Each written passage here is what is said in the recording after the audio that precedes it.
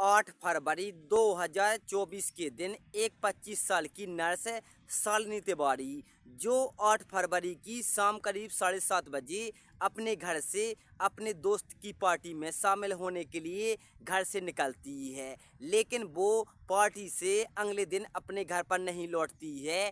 तो शालिनी तिवारी का पिता राजेश तिवारी और उसका बड़ा भाई करण तिवारी अपनी बेटी शालिनी तिवारी को कॉल करते हैं, लेकिन शालिनी तिवारी का फ़ोन लगातार बंद आ रहा होता है। तो यहाँ पर बाप बेटा दोनों घबरा जाते हैं और तुरंत बाप बेटा उसी पार्टी वाले घर जाते हैं जिस पार्टी में उनकी बेटी शालिनी तिवारी शामिल होने के लिए गए थे।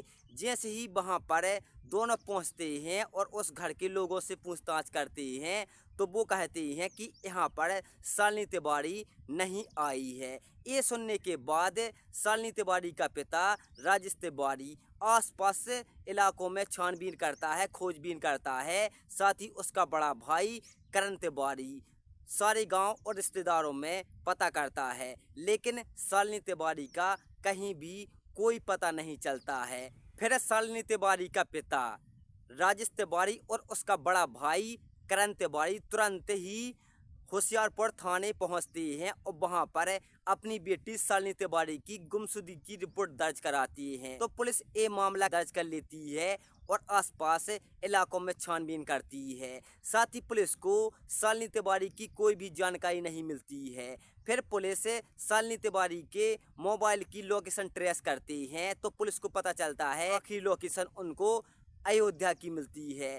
फिर पुलिस की एक टीम अयोध्या पहुंचती है और वहां पर शालिनी तिवारी की जांच करती है, खोजबीन करती है। लगभग पुलिस अयोध्या का चप्पा चप्पा छान लेती है, लेकिन शालिनी तिवारी के बारे में कोई भी जानकारी पुलिस को नहीं मिलती है। तो पुलिस यहाँ पर हैरान हो जाती है और पुलिस सोचती है कि आखिर उसका आखिरी लोकेशन अयोध्या में मिला था, तो आखिर वो कहाँ पर गई है। और पुलिस शालिनी तिवारी को कॉल भी करती है, लेकिन शालिनी तिवारी का कॉल लगातार बंद आ रहा होता है। फिर पुलिस शालिनी तिवारी के मोबाइल की कॉल डिटेल निकलवाती है और उसकी जांच करती है। तो पुलिस को पता चलता है कि 8 फरवरी से पहले शालिनी तिवारी ने लगभग कई लोगों से बातें की थी, लेकिन उसमें एक नंबर ऐसा भी था जिस पर शालिनी तिवारी रोज़ बात करती थी और घंटों बात करती थी। फिर पुलिस उस नंबर की जानकारी निकालती है तो पुलिस को पता चलता है कि ये नंबर मनोज कुमार नाम के एक व्यक्ति पर रजिस्टर है जो एक हेड कांस्टेबल है। फिर होशियारपुर थाने की पुलिस तुरंत मनोज कुमार को होशियारपुर थाने बुलाती है और उससे पूछताछ करती है। तो शुरुआत में तो मनोज कुमार अनजान बनता है और पुलिस को लगभग इस केस में उलझाने की कोशिश करता है। तभी पुलिस को मनोज कुमार की बातों पर शक होता है और पुलिस मनोज कुमार से सख्ती से पूछताछ करती है। तो यहाँ पर मनोज कुमार का झूठ ज़्यादा देर तक नहीं टिक पाता है और पुलिस के सामने मनोज पूरी सच्चाई उगल देता है और साथ ही पुलिस के सामने मनोज कुमार अपना जुर्म भी कबूल कर लेता है। फिर पुलिस पूछती है कि शालिनी से तुम्हारा क्या संबंध था।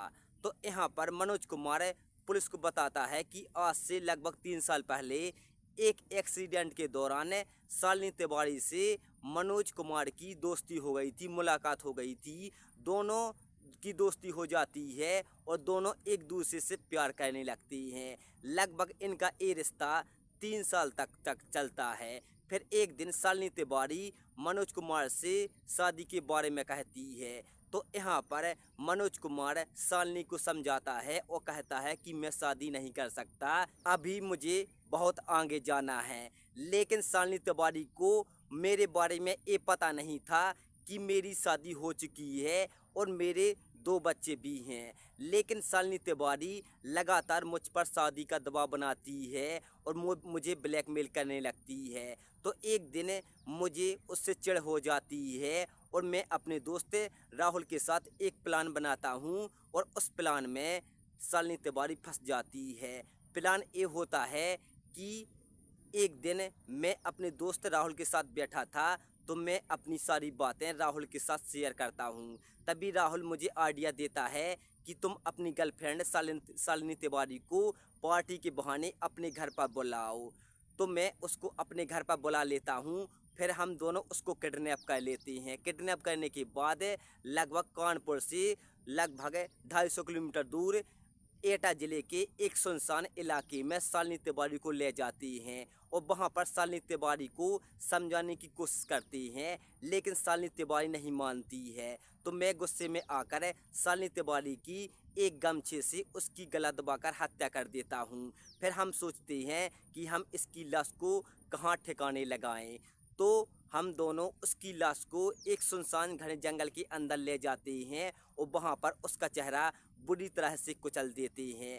इसके बाद हमें वहां पर एक सूखा कुआं दिखाई देता है, तो हम शालिनी की लाश को उस सूखे कुएं के अंदर फेंक देते हैं और वहां से भाग जाते हैं। साथ ही शालिनी तिवारी का मोबाइल हम लोग वहां से लेते हैं और सीधे मैं अपने दोस्त राहुल को अयोध्या भेज देता हूं और कहता हूं कि वहां पर जाकर तू अपना फ़ोन बंद कर लेना। और मनोज कुमार कहता है कि पुलिस अगर इस केस को इन्वेस्टिगेशन करेगी तो पुलिस ज़रूर शालिनी तिवारी के मोबाइल की लोकेशन की जांच करेगी, तो उसको आखिरी लोकेशन अयोध्या में मिलेगा। तो पुलिस उसको अयोध्या में ढूंढेगी और हम उसकी लाश को एटा जिले के एक कुएं में उसकी लाश को फेंक देंगी। तो पुलिस तुरंत घटना स्थल पर पहुंचती है एटा, जहां पर मनोज कुमार ने अपने दोस्त के साथ मिलकर शालिनी तिवारी की लाश को फेंका था। फिर पुलिस तुरंत उस लाश को 18 फरवरी 2025 के दिन बरामद कर लेती है।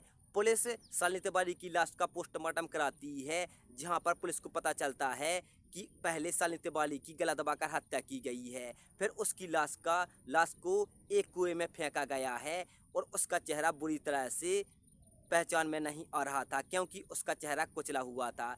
पुलिस सारे सबूत ले लेती है और मनोज कुमार के बयान भी दर्ज कर लेती है। साथ ही पुलिस मनोज कुमार के दोस्त राहुल को भी गिरफ्तार कर लेती है और उसके बयान ले लेती है। साथ ही पुलिस कई CCTV कैमरे खंगालती है और तमाम लोगों से पूछताछ करती है।